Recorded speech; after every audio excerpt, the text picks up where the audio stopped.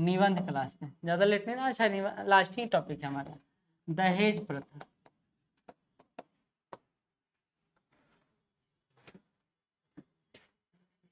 आप लोग को ये वाला किताब दिए थे ना?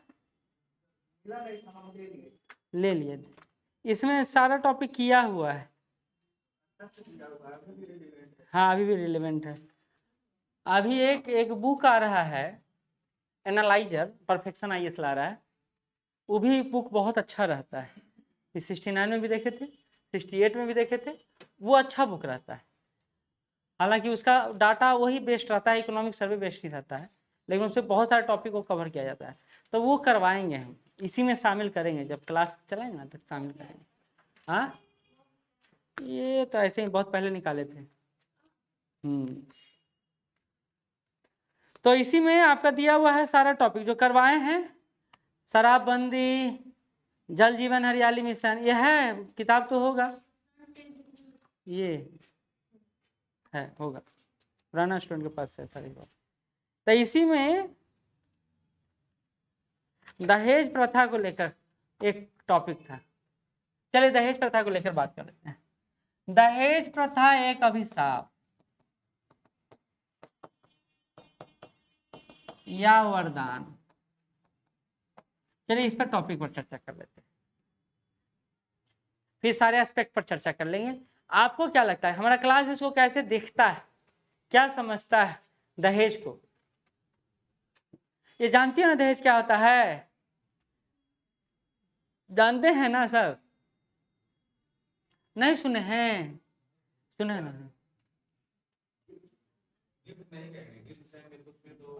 ये लड़ाई कर रहे हैं ना, गिफ्ट दहेज को दहेज कहिए उनके लिए। सही बात है, गिफ्ट नहीं होता। हो गया तुम्हारा नारी सशक्तिकरण। हाँ अच्छा ये चंदा सुनो, तुम अभी कंप्लीट करोगी सिविल सर्विसेज, ठीक है? अब तुम सबसे पहले एक बेरोजगार लड़का से शादी करना, अब फिर मेरे सामने लेक्चर देना नारी सशक्तिकरण वाले। वाह देखो ये होता है, कैसे कैसे रोल प्ले करते हैं। हाँ वाह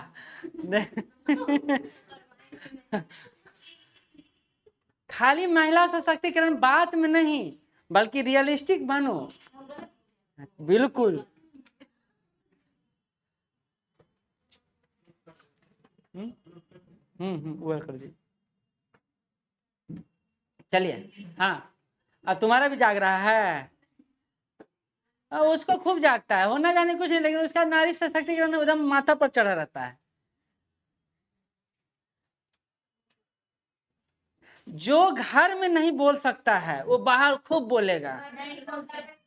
अरे तुम दोनों लड़ाकिन हो, ठीक है। देखिए शोषण किसका कर रही है ना। चलिए अब इसको बताइए अभिशाप है या वरदान है? लॉजिकली बात कीजिएगा, इमोशनली बात मत कीजिएगा, बात समझे? हाँ ठीक है, पहले लड़की बोलेगी सारे लोग। अब हम एक तत्व तो बोल दिया कि इमोशनली नहीं बोलेगा तो सबका दिमाग चलने लगा।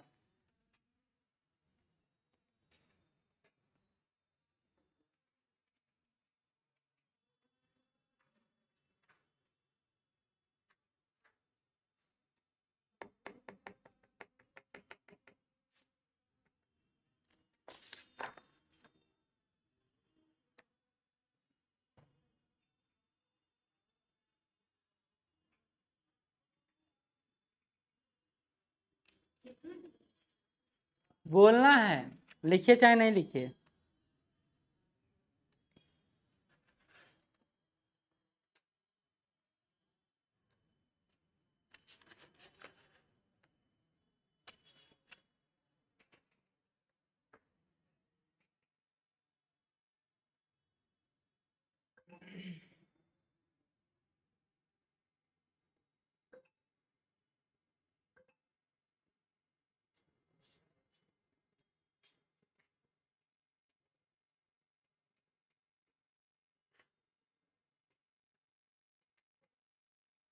बोलिए।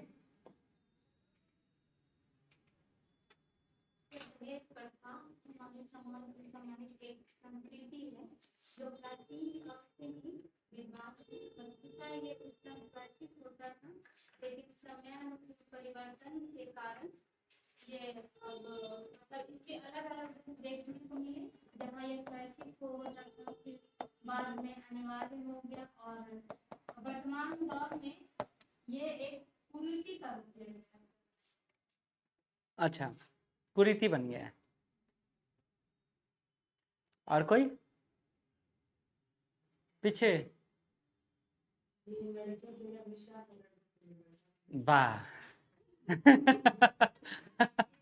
ये बड़ा अच्छा है, लड़कियों के लिए अभिशाप है, लड़कों के लिए वरदान है। अच्छा, उस वरदान के साथ जो गिफ्ट मिलता है वो अभिशाप नहीं है?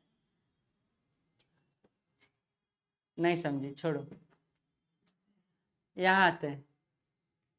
हाँ अब बताइए अगला। नेहा तुम बताओ, क्यों?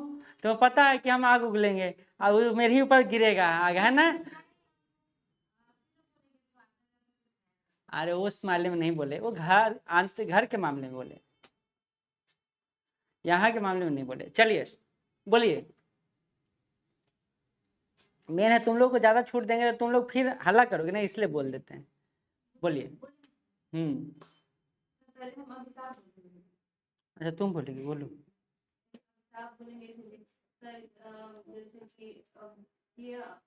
लड़की पक्ष का आर्थिक रूप से अगर कमजोर रहता है तो सर दहेज देने के बाद मतलब वो आर्थिक स्थिति कमजोर हो जाती है।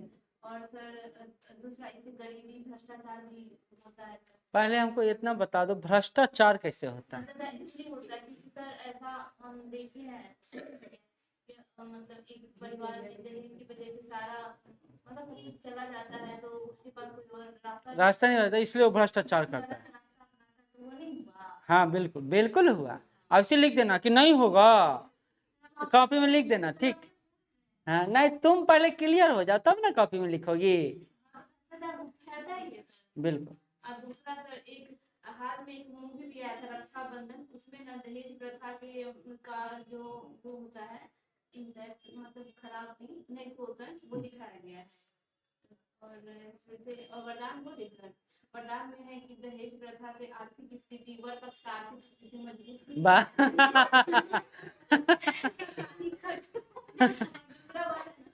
दहेज इसलिए वरदान है क्योंकि जब एक जोड़ी का विवाह होता है तो नया परिवार बसाने के लिए बहुत सारे सामग्रियों की जरूरत होती है, तो गिफ्ट के रूप में मिलता है।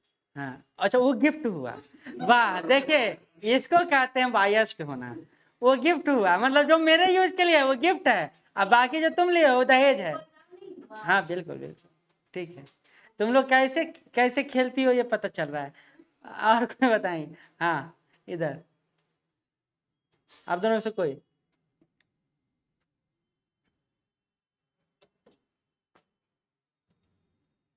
हम लोग हिंदू धर्म में विवाह एक संस्कार है और मुस्लिम धर्म में विवाह एक समझौता है, तो दोनों में बेसिक अंतर है। ये पता है आप लोगों को कि नहीं पता है? इसलिए उसमें तलाक सिस्टम मौखिक भी चलता है क्योंकि एग्रीमेंटल होता है।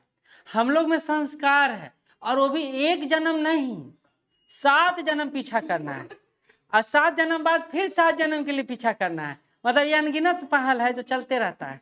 ठीक, मतलब उससे छुटकारा मिलने वाला मेरे सिस्टम में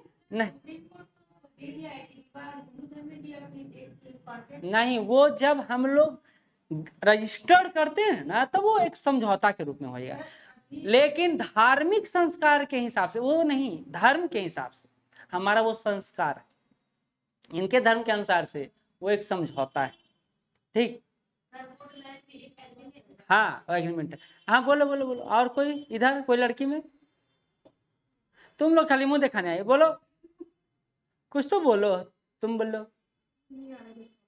क्योंकि ये प्रथा मुस्लिमों में भी है।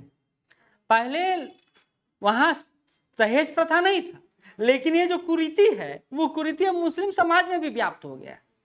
तो ऐसा नहीं है कि आप ये हिंदू समाज की ही समस्या और कुरीति है, ये मुस्लिम समाज आप भी आप देखिए, आप दहेज के बिना शादी नहीं हो सकता है।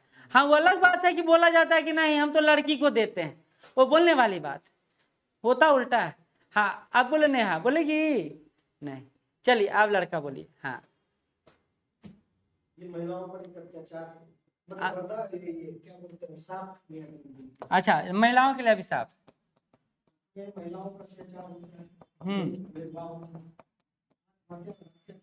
बढ़ती है, गरीबी आएगी, अगर हम इसके पॉजिटिव साइन बता सकते हैं तो दो परिवारों के बीच परस्पर सहयोग हो सकता है।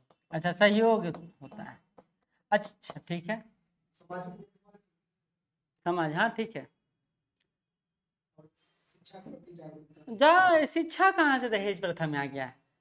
नौकरियों का अच्छा बिना बिना नौकरी के दहेज नहीं मिलता हाँ बेरोजगारों के दहेज मिलता है, ऐसा नहीं कि नहीं मिलता। जाति बंधन टूटने में काम। हाँ तो दहेज में जाति बंधन का, जातीय में शादी होता है तभी तो दहेज मिलता है। इसीलिए ना अगर अगर इसको तोड़ना है वरदान वो तो अलग है, अगला परिणाम पर आएंगे। रुपेश नहीं, इनके दिमाग में कुछ और आ गया है इसलिए वो नहीं आ रहा है हाँ आप बताते हैं, चलिए सुनिए यहाँ। हाँ हाँ हिसाब से हो सकता है कि इसको सुरक्षा की दृष्टि से ऐसे प्राप्त होगा, बस बहुत अच्छा। लैपटॉप के नाम पे नाम ऐसे भी जेवर उवर चढ़ता है तो लड़की को ही चढ़ता है, चढ़ता लड़की को है, रखते लड़के वाले। ऐसे देखिए पहलू को समझिए, चढ़ता लड़की को है लेकिन रखते हैं लड़के वाले। एक और बात जो जिसको मतलब दहेज में 10 नहीं ऐसा आप सोचते हैं, प्रेम विवाह होता है ना, लव मैरिज होता है ना, में दिखावा के कारण अभिशाप नहीं दिखावा के लिए अभिशाप कैसे? दिखावा के लिए तो वरदान है कि हम ज्यादा दिखा पाते हैं, इससे समाज को शो ऑफ करने का हमको ज्यादा मिलता है। हाँ आप कुछ बोल रहे थे। नहीं नहीं इनसे सर ये मतलब सोशल स्टिग्मा है, हम्म हिंदू मुस्लिम में है, इसमें दोनों में चल रहा है। दोनों में चल रहा है। हाँ सामाजिक स्टिग्मा मतलब कलंक, और इसके अलावा ये डोमेस्टिक वायलेंस भी क्रिएट कर रहा है। लड़की शहर लेकर नहीं जा रही है, उसको यूज किया जाता है, फिर मर्डर भी हो जाता है। ठीक है, तो लड़कियों के लिए ये तो अभिशाप है। और वरदान के सेंस में ये हुआ कि जो रिसीव कर रहा है दहेज, तो हो सकता है वो फाइनेंशियली स्ट्रॉन्ग हो जाए, कोई बिजनेस बढ़ा ले, घर बढ़ा ले, उसका जो है सोशल स्टेटस बढ़ता है, गाड़ी मिला हमारे बेटे को। सर ये अलावा सर ये वरदान भी है कैसे? देखा जाता है कि जैसे शादी होता है ये दो बोला जाता है आत्माओं का मिलन संस्कार होता है, यह शादी प्रेम की वजह से भी होता है कि एक दूसरे को पसंद जैसे अतीत में भी होता था। तो इसमें जो गैर बराबरी है कि नहीं, एक समृद्ध व्यक्ति है और एक गैर समृद्ध घर की महिला है, या वैसे भी लोग पैसा की बदौलत जो है उसको वैसे परिवार में सेटअप करा देते हैं। बिल्कुल ये भी इस रूप में बता है। इसके बाद ये भी देखा जाता है कि जैसे कि शादी में होता है, जैसे लोग फिजिकली देखते हैं कि नहीं लड़का लंबा हो तो लड़की लंबी चाहिए, गोरा है तो गोरी चाहिए, लेकिन ये ऐसा ही है जो इस चीज को मेंटेन कर देता है कि नहीं भी है तो भी उसको उस सेटअप में ले जाकर बैठा है। बहुत अच्छा, बहुत ये अच्छा। सारी चीजें सब जो समाज की गैर बराबरी है, पैसा की बदौलत, दहेज की बदौलत आदमी एक दूसरे को समानता स्थापित हो पाता है, ये बहुत बड़ा फैक्ट है जो दहेज के साथ जुड़ा हुआ है। नहीं समझे? मतलब ये हुआ कि यह वरदान उन लड़कियों के लिए है जो किसी न किसी कारण से समाज के द्वारा या तो तिरस्कृत हैं या फिर सामाजिक मानकों के अनुरूप निम्न दर्जे की, जैसे वो काली हैं, नाटी हैं, ऐसा ही ABCD कुछ भी, लेकिन दहेज रूपी तत्व के कारण उनका विवाह एक अच्छे संपन्न घर में हो जाता है और इसके कारण ये उस लड़की के लिए वरदान हो जाता है। नहीं तो बिना दहेज के कौन उनको स्वीकार करेगा? कोई स्वीकार नहीं करेगा। तो ये वैसी लड़कियों के लिए वरदान है जो समाज में, समाज के मानकों को पूरा नहीं करते हैं। मानकों में कई सारे आयाम हो गए, डायमेंशन में कई सारे आयाम। पहला बात। दूसरा, ये लड़कियों के सामाजिक सुरक्षा की गारंटी देता है या पारिवारिक सुरक्षा की गारंटी देता है। वरदान इस रूप में नहीं देता है गारंटी। हाँ, पारिवारिक सुरक्षा दिया, इसके आर्थिक सुरक्षा भी देता है। प्रारंभिक रूप से आप किसी घर में जाते हैं जहां आपको कोई नहीं जानता है या आपका संबंध बहुत लोगों से नहीं है, तो ऐसे में आप आर्थिक रूप से किसी दूसरे पर निर्भर रहेंगे और आपके पास बेसिक नीड्स का भी सामान नहीं रहेगा, तो आपका स्थिति और बुरा हो सकता है। ऐसे में घर की सुविधा, घर जैसी सुविधा आपको दूसरे घर में देने के उद्देश्य से आपके माँ बाप द्वारा दिया गया एक तरह का गिफ्ट है, सब्सिडी नहीं है, सब्सिडी सब्सिडी। चलिए, दहेज एक और रूप में सकारात्मक पक्ष है। समाज में हर कोई आर्थिक रूप से एक समान नहीं, तो जो आर्थिक रूप से सशक्त व्यक्ति है और दूसरी तरफ अगर आर्थिक रूप से आप कमजोर हैं, तो उनमें भी समानता का भाव या उनके भी रोजगार का साधन मुहैया कराता है। एक बात सुने होंगे गांव में कि बेटवा पढ़ न रहा है तो शादी करा दो। शादी कराने से क्या होगा? एक तो जिम्मेदारी आएगा, दूसरा पैसा आएगा। पैसा आएगा तो उस जिम्मेदारी को निभाने के लिए उस पैसे का उपयोग वो अपने आर्थिक साधनों को पूरा करने के लिए करेगा। तो देखिए, छोटा रोजगार शुरू कर, जैसे ही शादी होता है लड़का कमाने लगता है। हाँ देखिए, हाँ तो सर अगर दहेज प्रथा में वरदान के रूप में भी है तो सरकार इसे खत्म क्यों करना चाहिए? बिल्कुल गलत बात। आपने दहेज निरोधक कानून पढ़ा नहीं है। दहेज तो गिफ्ट को मना नहीं किया गया है, जो इलीगल लेन देन है उसको मना किया गया। क्योंकि सर उससे जो आर्थिक लेन देन में होता है। हाँ, दहेज निरोधक कानून स्पष्ट बोलता है कि गिफ्ट वो भी लड़की को जो मिल रहा है वो लड़की का ही रहेगा और लड़की के पास ही रहेगा। सच्चाई तो ये भी है जो हम लोग बात नहीं कर रहे क्या? कि लड़की वाले मतलब लड़की के बाप ही इनिशिएटिव लेते हैं, पिताजी का ये बाप नहीं। हाँ हाँ वही कहते हैं कि हम देंगे। हाँ बिल्कुल, लड़के वाले पहले नहीं बोलते। हाँ बिल्कुल। तो इस रूप में यही तो कह रहे हैं कि लड़की के पिताजी क्यों कहते हैं, क्योंकि उनको पता है उनकी कोई लड़का जैसे कि मान लीजिए एसडीएम रहता है तो उनके पिता का डिमांड रहता है कि नहीं हम अच्छा तुम काहे एसडीएम से करे जाती है भाई, काहे नहीं? तुमको तो पहले बोले बेरोजगार से करो। हाँ नहीं, ये लोग को चाहिए लड़का एकदम सोना। हाँ है ना? डिमांड लड़का के पिता का रहता है। हाँ, लड़की के पिता तो कुछ नहीं, एकदम गाय गोबर रहते ना, कि एसडीएम से शादी करे ना।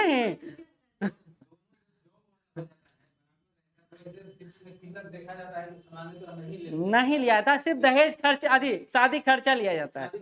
हाँ, शादी तो दोनों आदमी तो खट्टा लड़की वाला ये सामाजिक बंधन। देखिए, लड़की को कभी ऐसा नहीं लगना चाहिए कि वो किसी ये एक स्वाभिमान की बात भी होता है कि लड़की किसी दूसरे घर जा रही है, तो उसको ऐसा नहीं लगना चाहिए कि हम फ्री में आ गए हैं या हमारे पास उतना भी साधन नहीं है पापा के पास कि उसको ऐसा घर में मुहैया करा सके सुविधा। तो इसलिए यह आर्थिक लेन देन नहीं, बल्कि लड़की को अपनी परिसंपत्ति, देखिए लड़का का हिस्सा होता है संपत्ति में, हम ऐसा सामान्यता कहते हैं। लेकिन आप एक बात सोचे हैं कि एक पिता अपनी बेटी के शादी में अपने बेटे को जितना हिस्सा देता है उसका बहुत बड़ा हिस्सा भी बेटी के शादी में वो खर्च करता है। तो हमारे हिंदू धर्म में संस्कार तो जरूर है, लेकिन बेटी को जो हिस्सा नहीं दिया था पिता के घर में, लेकिन वो दहेज के रूप में वो भाग दे दिया जाता है लड़की को। ये भी एक प्रचलन है और इससे समानता का भाव जो है वो उत्पन्न होता है। ये बात समझिए, ये एक भी आयाम है। हम कहते हैं कि लड़की का हिस्सा होना चाहिए पिता के यहाँ, लेकिन लड़की के शादी के समय जो पैसा मिलता है वो भी तो एक हिस्सा ही है उस घर का। ये भी एक डायमेंशन है जिसको हम लोग इग्नोर सामान्यता करते हैं, क्योंकि लड़की भी उस घर का हिस्सा है और वो जब जा रही है तो उस अपना हिस्सा को लेके जाती है। ठीक, तो आप इसको अभिशाप के रूप में इसलिए देखते हैं क्योंकि आपको इसके नकारात्मक पक्ष ज्यादा दिखते हैं, क्योंकि हमारे समाज में इसकी अभिव्यक्ति ज्यादा होती है और नकारात्मक चीजें जल्दी फैलता है। जैसे दहेज हत्या हो गया, घरेलू हिंसा हो गया। अभी सुप्रीम कोर्ट का वर्डिक्ट सुनिए।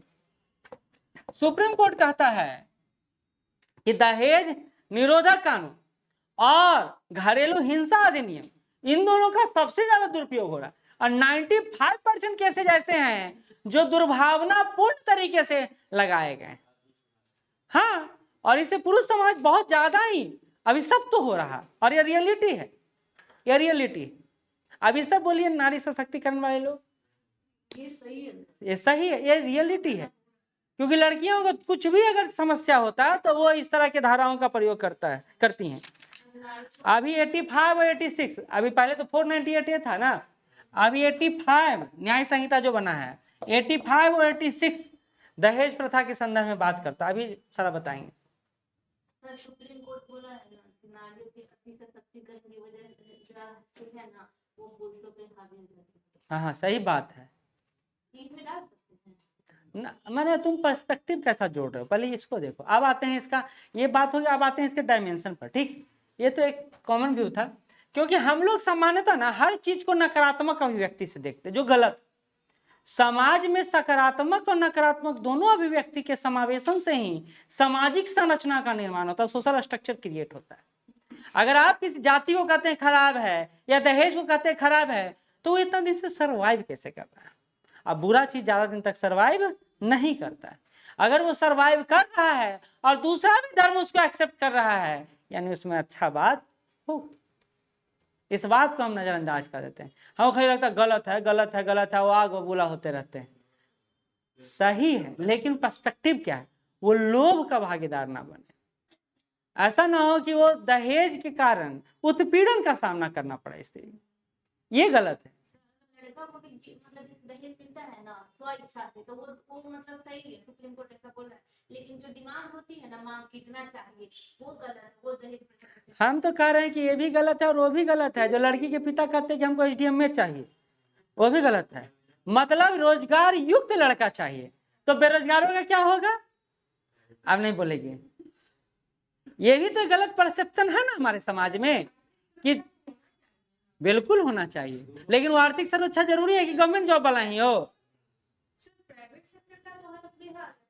नहीं, आप ये कह रहे हैं आप कौन ऑफिसर बनिएगा, उससे ज्यादा एक बिजनेसमैन कमाता। आप कितना जमीन का जायदाद खरीदिएगा? कोविड के जैसे या फिर वो देखिए, परसेप्शन तो हर जगह है। अभी एक लियो, वो बेचारा सस्पेंड कर दिया गया, वो बेचारा रो रहा है बैठ के। वो सस्पेंड और ये काम तो हमेशा चलते रहता, सिस्टम के भी हिस्सा बन के रहिएगा। तब ये तो अच्छा, एक आईएएस व्यक्ति भी आप देखिए जीवन पर्यंत अपने मृत्यु के समय वो अकेला रह जाता है, तो उसका कुछ नहीं कर सकते। लेकिन बात करें सिक्योरिटी का, तो आपके पास जो एक सामान्य व्यवसायी है वो भी कई गुना ज्यादा कमाता है एक सिविल सर्वेंट से, अगर आप ईमानदारी का कमाई करते हैं तो।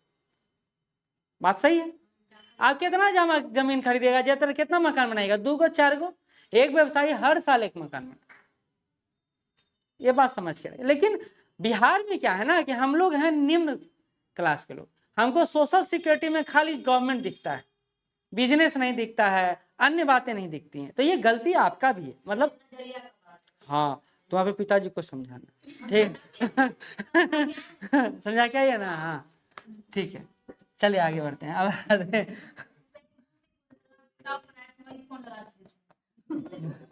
अब तुम्हारा रिकॉर्ड करके हम उसको यूट्यूब पर डालेंगे कि देखिए हमारे क्लास कितना। नहीं डाउट मेरे को नहीं है, हम डाउट नहीं कर रहे। चलिए इसके एस्पेक्ट की चर्चा कर लेते हैं। पहला है इसका प्रस्तावना यानी भूमिका,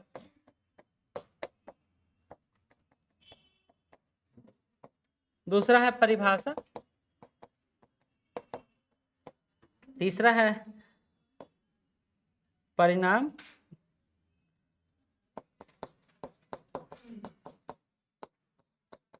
चौथा है, नहीं पहला यही तो हम सोच रहे थे, कारण, फिर परिणाम, फिर तर्क, पक्ष और विपक्ष, एस्पेक्ट बनाइए, फिर प्रयास सरकार द्वारा और नागरिक समाज द्वारा,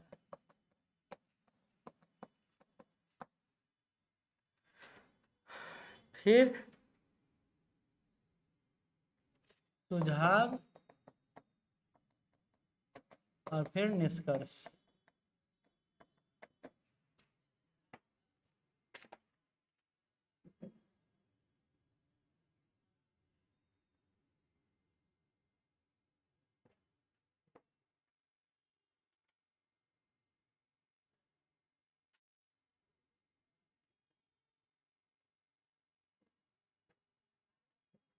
ठीक है। दहेज प्रथा का प्रस्तावना, भूमिका, शुरुआत कैसे करेंगे, परिभाषा क्या देंगे, कारण क्या है, कारण का परिणाम क्या है, इसके पक्ष में क्या है, विपक्ष में क्या है, प्रयास क्या कर रही है सरकार, क्या प्रयास कर रही है, और नागरिक समाज जैसे एनजीओ क्या प्रयास कर रहा है, हम क्या प्रयास कर रहे हैं। इसी तरह सुझाव देंगे कि क्या करना चाहिए, फिर निष्कर्ष की तरफ बढ़ेंगे।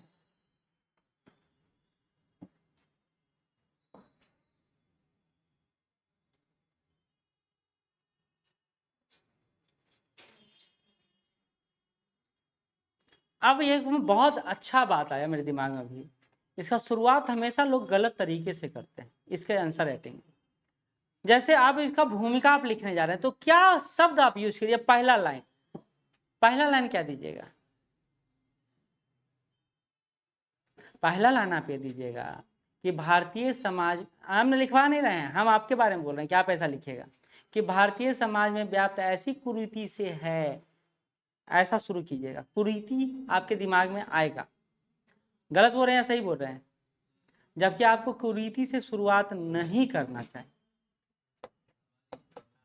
हाँ, इसको कुरीति से शुरुआत नहीं करना चाहिए बल्कि प्रथा से शुरू करना चाहिए। एक बात का हमेशा ध्यान रखिएगा, क्योंकि हम भावावेश में आकर उन प्रचलित शब्दावलियों का प्रयोग कर बैठते हैं जो हमारे लेखन को कमजोर कर देता है।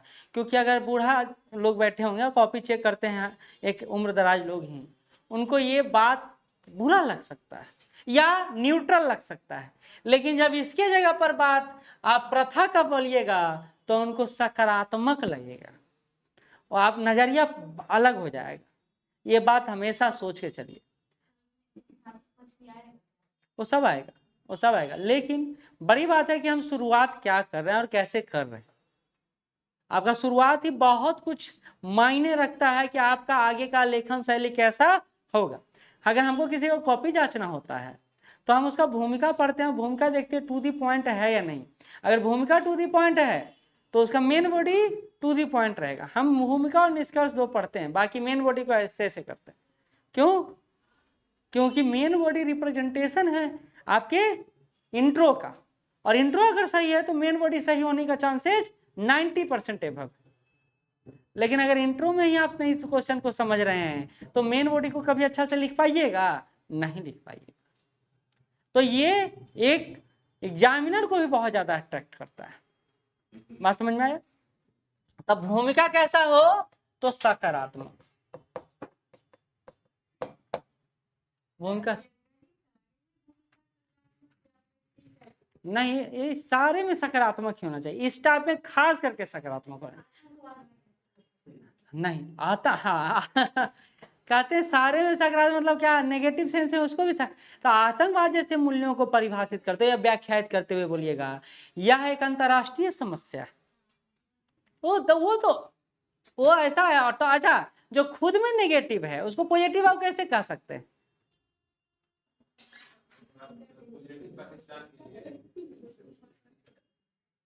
पॉजिटिव पाकिस्तान के लिए भी, क्योंकि उसने अमेरिका को एक आतंकवादी सौंप के सकारात्मक हो गया। अच्छा, इसके संदर्भ में कुछ कोटेशन लिख लीजिए।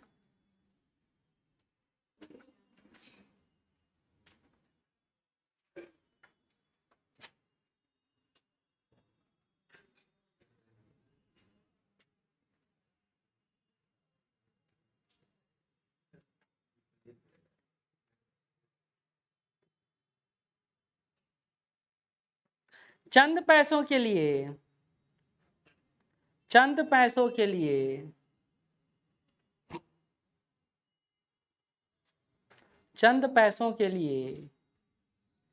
जला दिया किसी के अरमानों को, चंद पैसों के लिए जला दिया किसी के अरमानों को,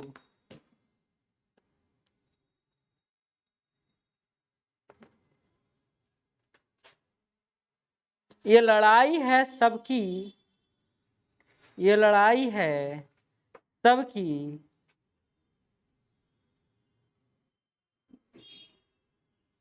मारो उन दहेज के दीवानों को।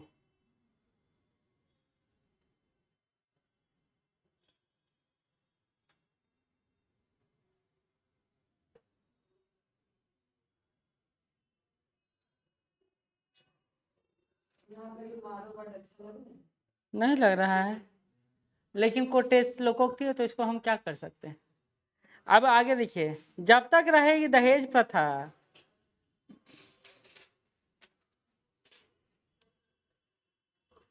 जब तक रहेगी दहेज प्रथा,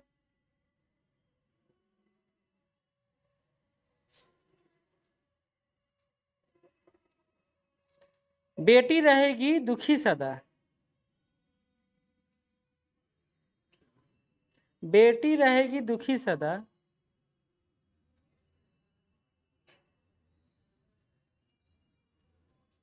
अगला लिखिए, बेटी कोई वस्तु नहीं, बेटी कोई वस्तु नहीं जो दहेज से बिक जाए,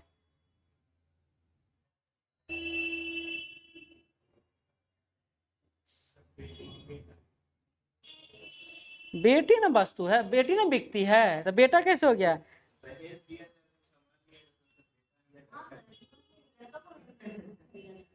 तुम्हारा फिर सशक्तिकरण जागा, अभी एक बात बोले हैं उसको पूरा करके तुम सशक्तिकरण जागृत करना, ठीक।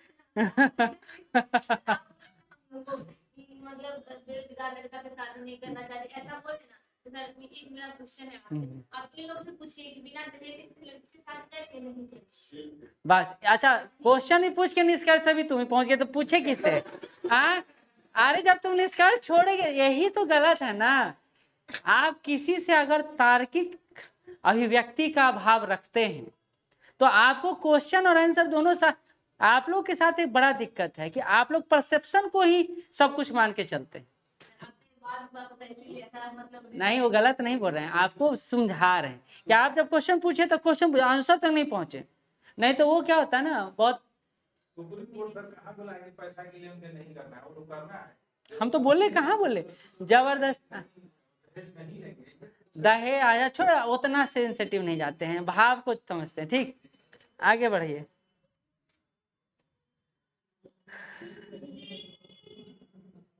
अच्छा एक बहुत अलग है, लिखिए अगला।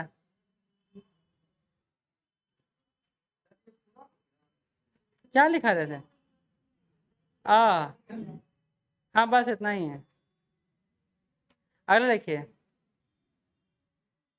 दहेज प्रथा सर्वथा बेबुनियाद तर्कों पर आधारित है।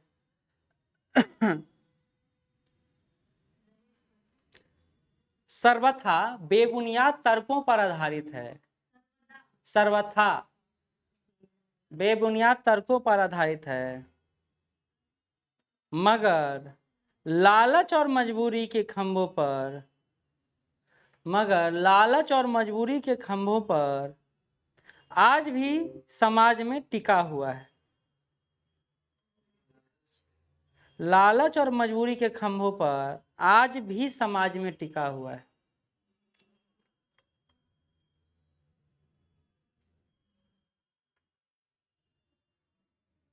अगला,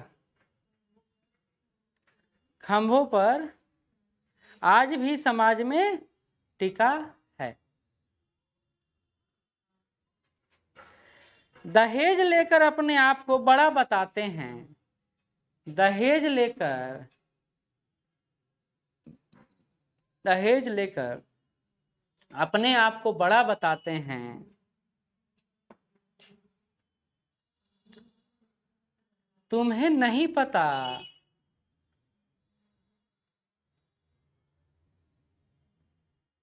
तुम्हें नहीं पता कि तुम अपना घर, तुम्हें नहीं पता कि तुम अपना घर जलाते, तुम्हें नहीं पता कि वो अपना घर जलाते हैं, ये ऐसे होगा, तुम्हें नहीं पता कि वो अपना घर जलाते हैं। एगो व्यंग्यात्मक है, बस बोल देता हूँ, लिखिएगा मत, ये चंदा को बड़ा खुशी देगा, अनेहा को। हाँ, मर्द हो तो दहेज लेने की बजाय जिम्मेदारी लेकर उसे कमा कर खिलाओ, वरना मूछे तो कुत्ता और बिल्ली की भी होती। ये भी हाँ सही बात है, व्यंग्यात्मक है। अरे कितना हंसी आए इन लोग को। क्योंकि दिमाग भी रहना चाहिए। नहीं नहीं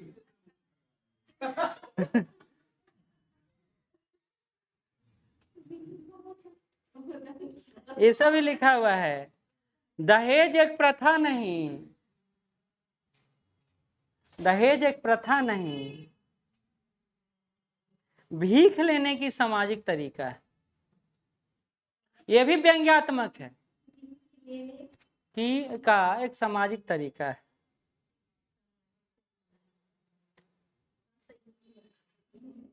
देखो ना, सर आज भी है ना गाँव में ना लड़का मम्मी ना फ्रिज नहीं खरीदती है।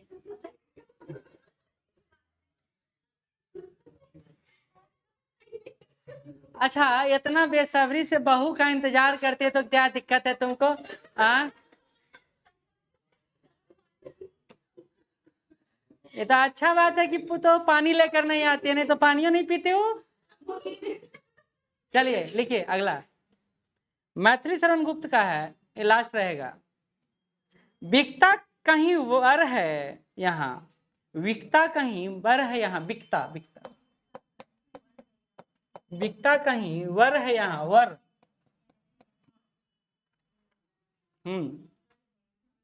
कौमा बिकती तथा कन्या कहीं,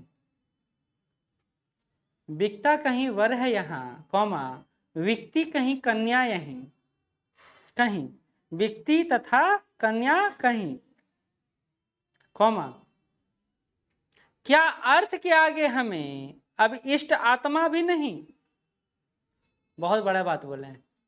क्या अर्थ के आगे हमें अब इष्ट आत्मा भी नहीं, इसका मतलब समझे?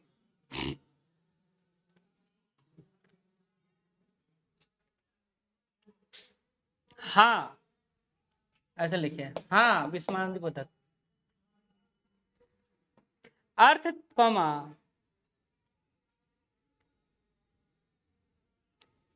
अर्थ कौमा तेरे अर्थ हम करते अनेक अनर्थ हैं, उसी में हाँ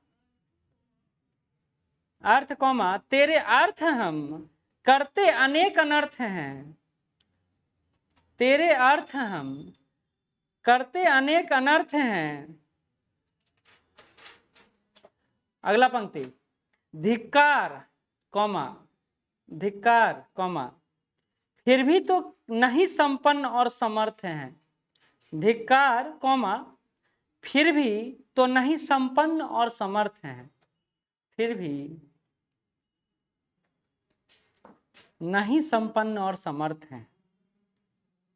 पैराग्राफ चेंज, मतलब उसी में अगला पंक्ति, क्या पाप का धन भी किसी को दूर करता कष्ट है, क्या पाप का धन भी किसी का दूर करता कष्ट है। प्रश्नवाचक चिन्ह।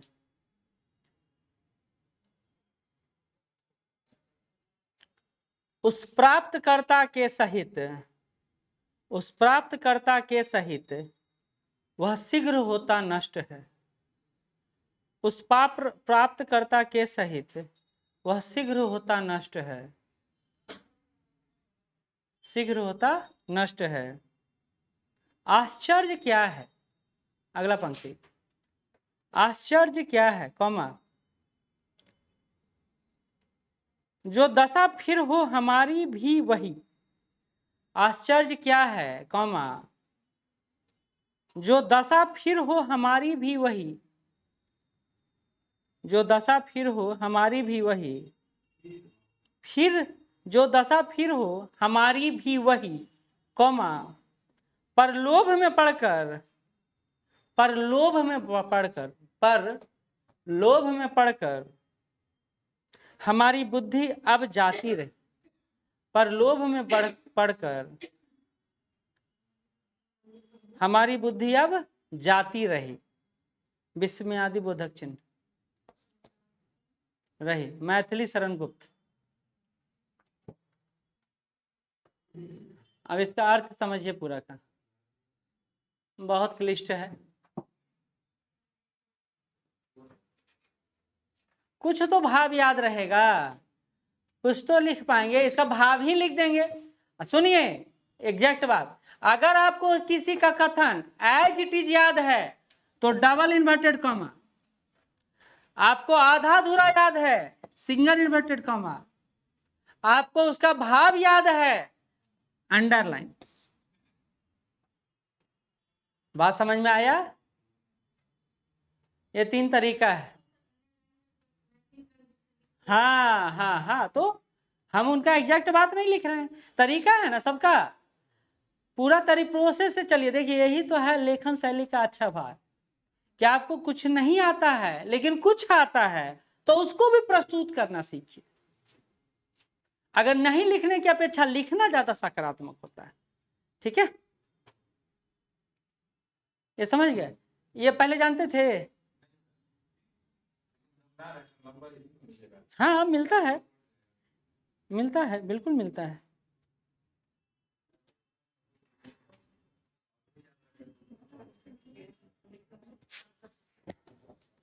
ठीक है,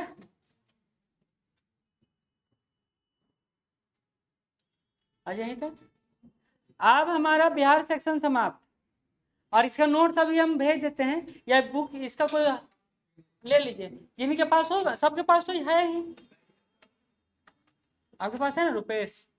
जिनके पास नहीं है फोटो खींच लीजिए, और फिर उसको हम नीचे सतीश को दे देते हैं, वो खींच के सबके ग्रुप में डाल देगा। हाँ टोटल ग्रुप में डाल। अब कुछ बचा नहीं क्योंकि बिहार बहुत पढ़ लिए। अब आ जाते हैं दूसरे, कौन सा सेक्शन शुरू, पर्यावरण या कुछ और, ये बताइए, या महिला? पर्यावरण शुरू करते हैं। हाँ, क्योंकि वो आपको काम दे देगा सारे सेक्शन में। क्या निबंध का क्लास अभी नहीं चलाते हैं, जब घर से आइएगा तब कल क्लास चलाएंगे, क्योंकि हॉस्टल तो बंद हो जाएगा ना कल। कब बंद हो रहा है हॉस्टल? 12 को बंद हो रहा है, यानी मंगल को बंद हो रहा है, बुध को। तो कल बंद हो रहा है। हाँ बहुत कल बंद हो रहा है। तुम लोग कब बंद हो रहा है? 12 को।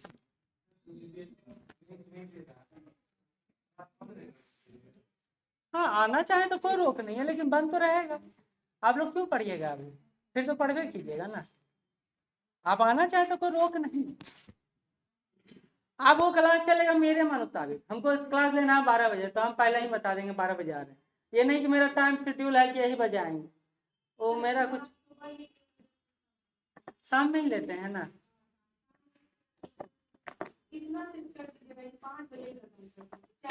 हम भी चाह रहे हैं कि 5 बजे खत्म कर दें, दोपहर में लेके खत्म कर दें। ठीक,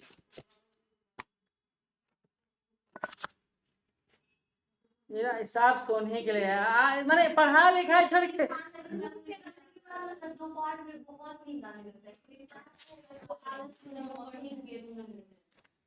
देखो तुम लोग का रिजल्ट हो के बीपीएससी एहसान कर दिया है ना चंदा?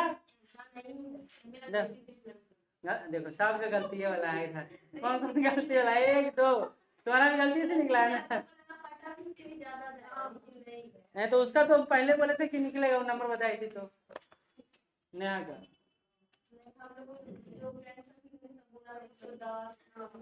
वो तो सब अभी अफवाह का बाजार गर्म है, कभी कुछ भी हो सकता है। बड़ी बात है ना कि इस सरकारी में जितना अफवाह हो रहा है, हमको याद ही नहीं कि इतना अफवाह किसी और में हो रहा है। हम बीपीएससी दे रहे हैं 56वीं 59वीं से, मतलब हम देते थे, और अभी 70वीं तक आते आते सबसे ज्यादा है। हाँ उस समय ये होता था कि टाइम से नहीं होता था, 56वीं 59वीं तो ये 2 साल 3 2.5 साल कर दिया। 63वीं से जो रेगुलर हुआ है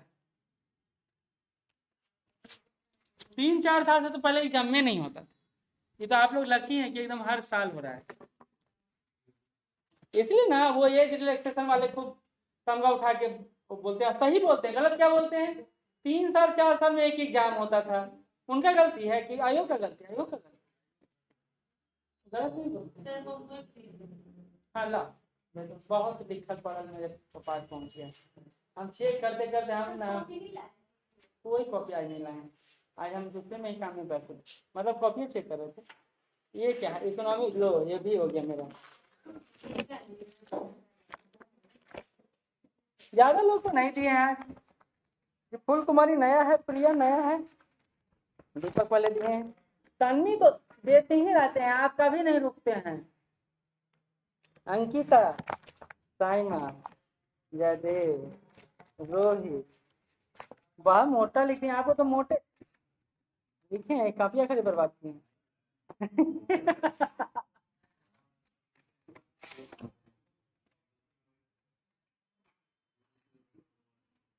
हम आजकल देख रहे हैं ना, लड़का लोग ना पेज भरने के लिए ऐसे लिखता है, बीच वाला एकदम बीच, और जो बीच है उसके बीच कर देता है सर।